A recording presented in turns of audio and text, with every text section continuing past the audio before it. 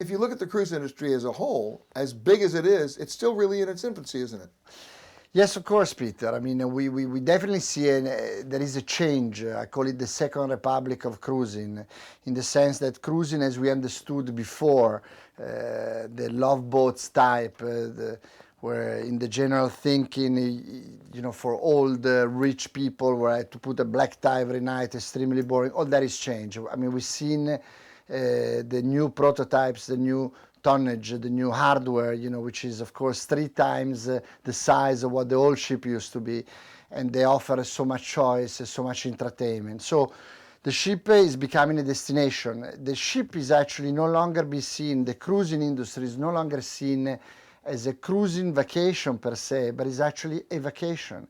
It's actually going to be an alternative choice to other type of holidays, of holiday makings, and of course, with the value for money and the 5-star level of hotel that the cruise experience offers you, this new type of ship offers you, the value for money makes cruising per se so attractive.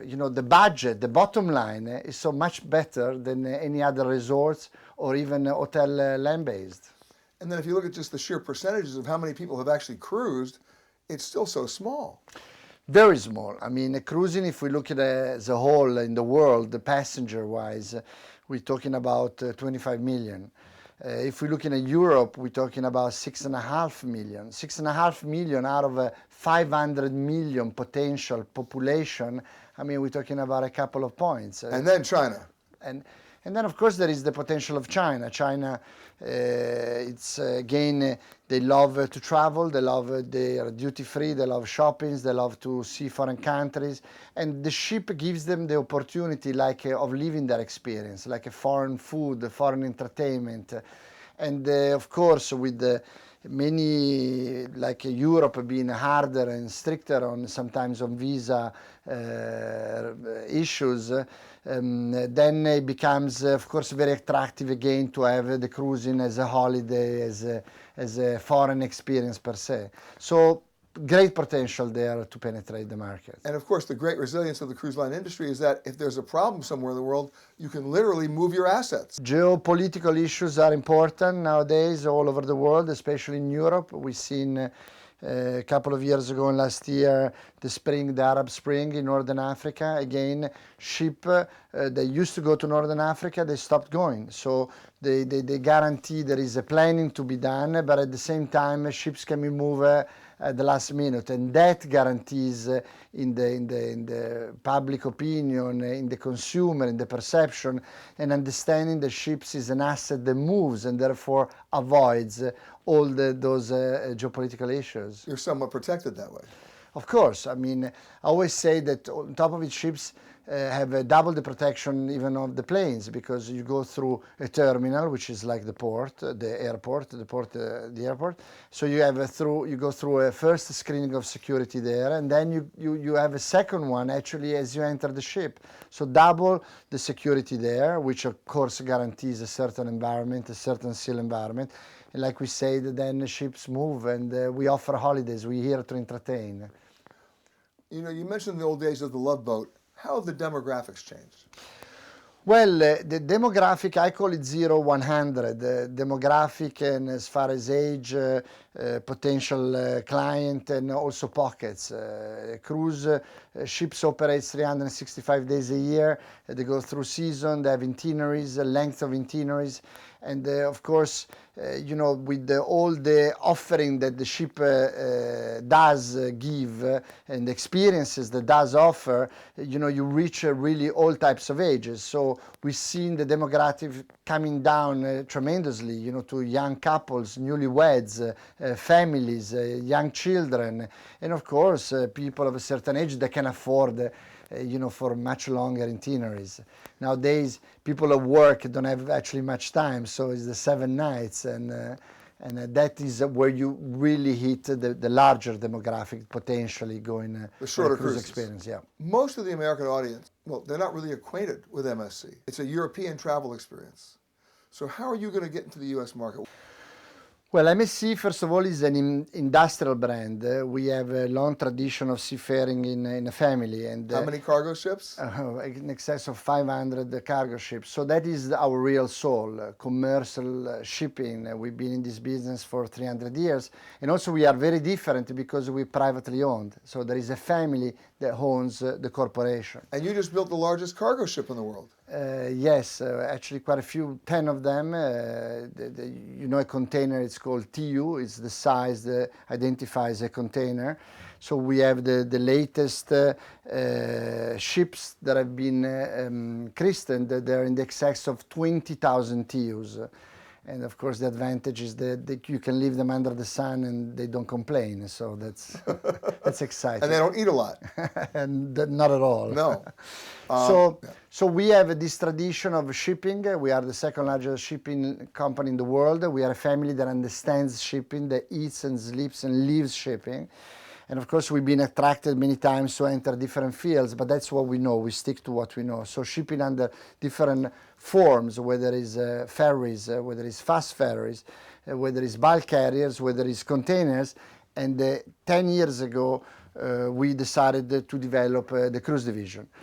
We started with an old ship called Achille Lauro. It was a famous, I know it very well. The news. It sank. Yeah, it sank. We bought that company, of course, as it was about to go bankrupt. We saved the company. And then we came in 2000, actually, 2003, to the realization that the business had changed. And that's when we decided that if we wanted to stay in this business, if we wanted to grow, if we wanted to build a brand, we need to invest.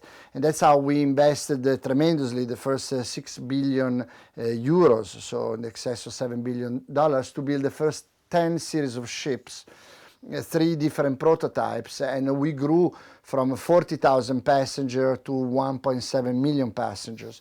So we grew in Europe, you're correct. In Europe, yeah. So this is our tradition, this is where we're from, so we wanted to also offer a different type of experience. We control as well the product from A to Z in-house, so we have also the capacity and the capability to fine-tune the product in the areas where we operate, French, German, Latin, or of course Anglo-Saxon. Now that we've grown, now that we have 12 ships, we want to take MSC Cruises with the brand, the industrial brand of the cargo division, to the next level and become global.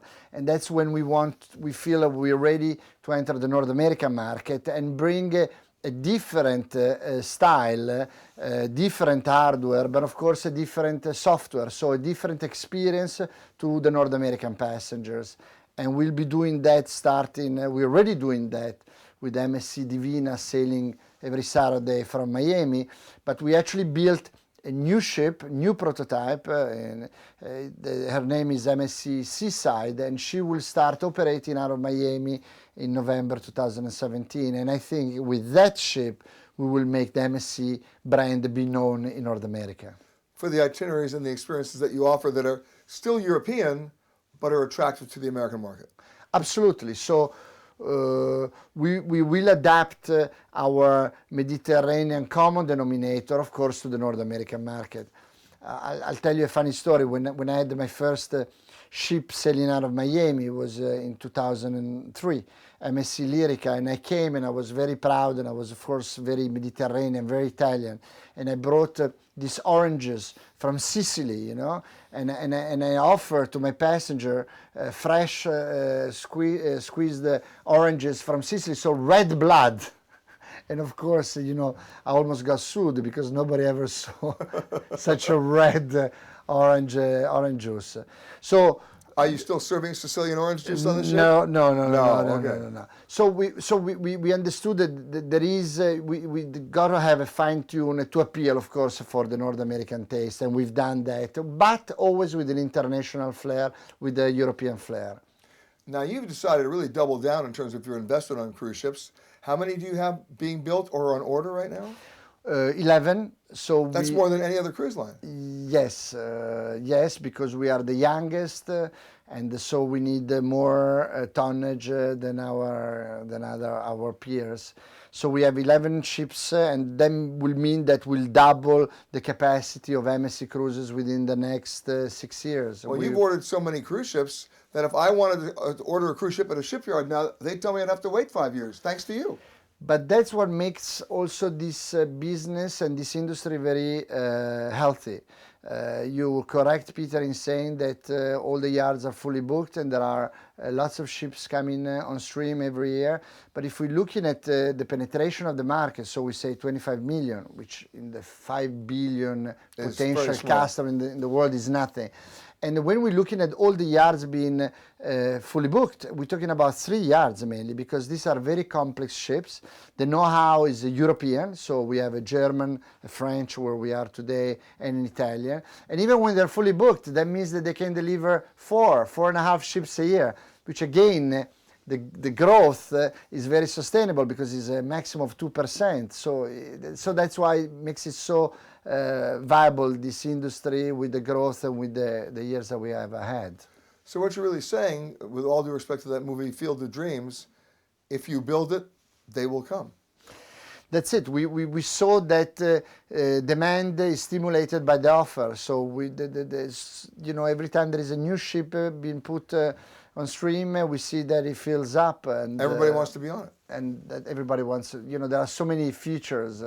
We're designing today a ship that will have to be attractive in 10, 15 years' time. So you can imagine the innovation, not only for the environment, but as well for the entertainment, for the food, for the experience, for the holiday making. So very advanced, lots of technology, lots of different things that make it so attractive to the consumer and to the holiday makers. What's the one innovation that you've got on your ships that nobody else has? Well, we just signed the partnership with a very important brand, Cirque du Soleil, and we have an exclusivity with them. So we actually designed the feature on the ship with the volumes. It's an aft lounge, so at the end of the ship. So we have these huge windows and these huge volumes and height of the ceilings, which is peculiar and a difficult engineering task for a ship, so that we can offer an attraction like Cirque du Soleil on board of a ship, which is unique, and that will be quite something. But there are so many others, of course, and innovation is what drives us in the experience that MSC wants to offer. I'm going to ask you to take off your chief executive hat for a second and just put on your passenger hat. When you walk on a cruise ship, any cruise ship, either yours or somebody else's, what's the one thing you go, that's wrong, I want to change it? What's the one thing that as a passenger you go, I've had it with that, why won't they change that? Well, I look into details, and sometimes details is what drives my passion and my team passion. So sometimes I walked on other ships and I don't see the same details, and that drives me crazy, because it's important to give the wow effects to the passengers, but that shouldn't distract the attention. The holiday, the experience, the hotel, the comfort is also being given by the materials, the style, what it's offered, and of course details is a big common denominator into the experience. Last question. It seems there's a race out there, and everybody's in it, to build the biggest, largest, tallest cruise ship in the world. And every other year somebody takes the prize and then somebody else comes and builds a bigger one. Can cruise ships get too big? Well, infrastructure is a limitation to the size of ships. We building ships, maybe they can only operate in a part of the world because maybe you got to build a port that can handle that size of a ship, but that limits the operation, the capability of a new itinerary, because that ship can only operate there. Or you can build big ships, wider, taller, with a certain length constraint, so that you can operate more commercially everywhere in the world. And that is my vision. Because of course you go to Europe, you can't arrive and just extend the port.